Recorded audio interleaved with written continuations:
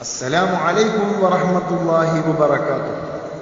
اللهم يا واسع العطاء ويا منزل الشفاء ويا رافع البلاء ويا مجيب الدعاء أنزل رحمة من رحمتك علينا تشفي بها أسقامنا وتجلو بها أحزاننا وتطهر بها قلوبنا وتصلح بها أحوالنا يا رب.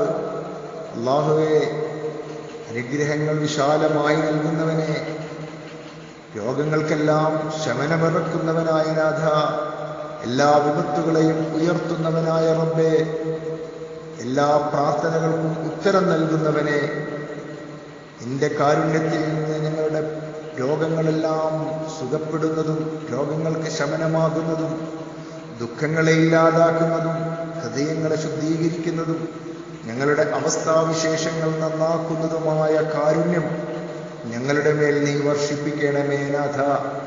സബാഹൽ ഖൈർ, സുപ്രഭാതം.